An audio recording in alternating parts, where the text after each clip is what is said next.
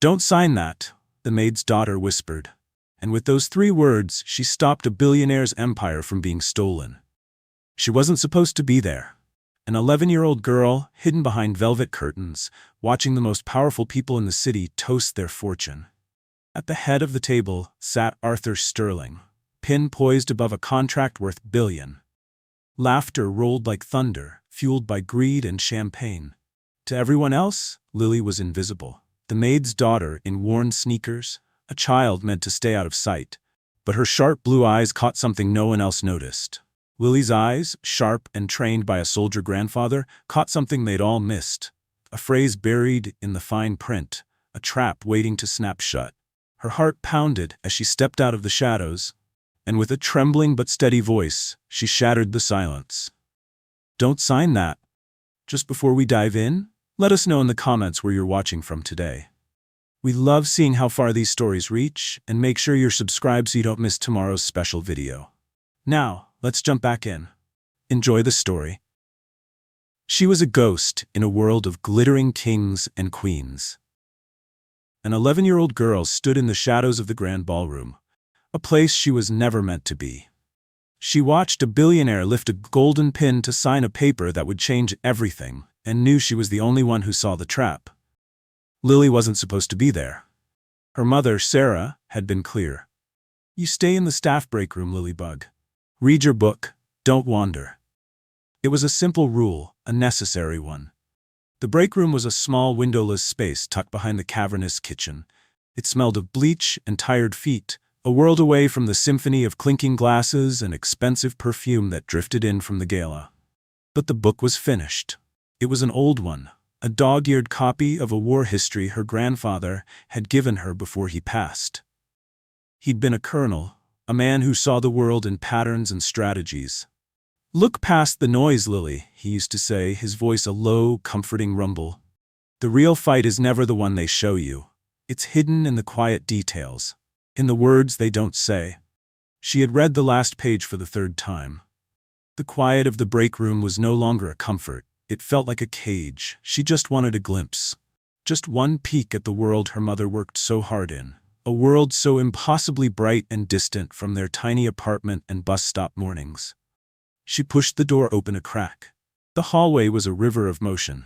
Servers in starched black and white uniforms moved with practiced speed, their faces blank masks of professionalism.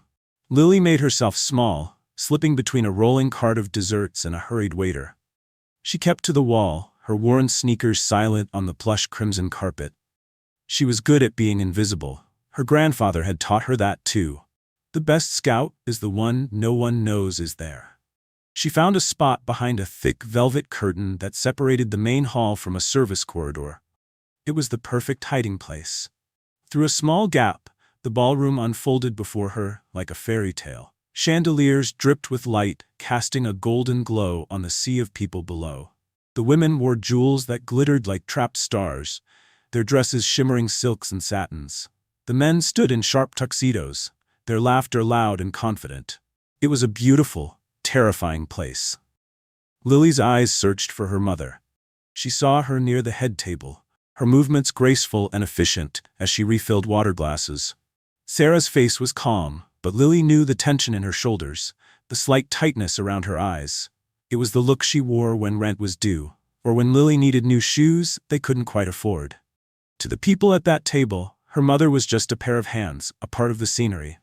To Lily, she was the whole world. The head table was the center of this universe. At its helm sat a man who radiated a quiet power. Arthur Sterling. His name was whispered with a mix of fear and reverence. He was a man of silver hair and eyes that seemed to miss nothing. He wasn't smiling like the others. He looked tired, his gaze fixed on a sheath of papers in front of him, a thick, important-looking document bound in dark leather. A man beside him with a slick, oily smile and a watch that shone like a small sun leaned in. "It's a masterpiece, Arthur, a legacy." His voice was smooth, but carried an edge Lily didn't like. It was the sound of a salesman, not a friend. Another woman at the table, her neck draped in diamonds, let out a tinkling laugh. "To sealing the deal of the decade," she announced, raising her glass. Lily watched, her heart a little drum against her ribs. She didn't understand what a merger was, not really, but she understood the feeling in the room. It was thick with greed and ambition, emotions her grandfather had warned her about.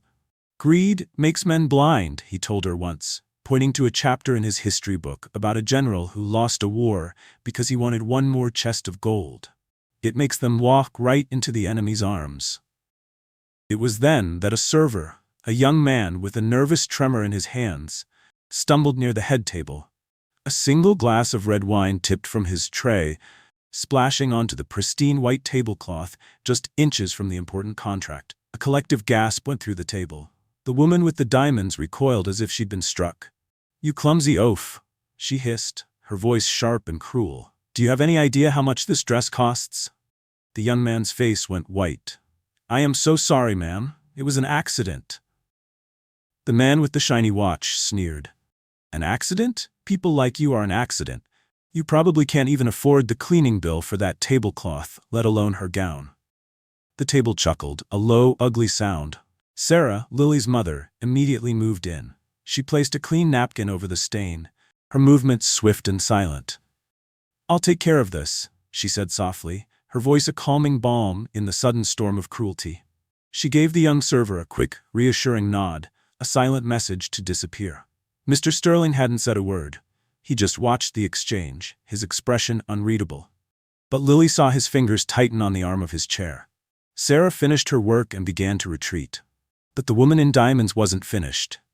"You," she said, pointing a finger at Sarah, "see that this person is fired. I won't have my evening ruined by incompetence." Sarah froze. Her back was to Lily, but Lily could imagine her expression perfectly, the quiet dignity fighting against the raw fear of losing a job that kept them afloat. "Yes, ma'am," Sarah whispered, her voice barely audible. From her hiding spot, Lily felt a hot surge of anger. They didn't see her mother. They saw a uniform. They saw a mistake to be punished. They didn't see the way she hummed when she cooked, or how she'd stay up late helping Lily with her homework, even when she was exhausted.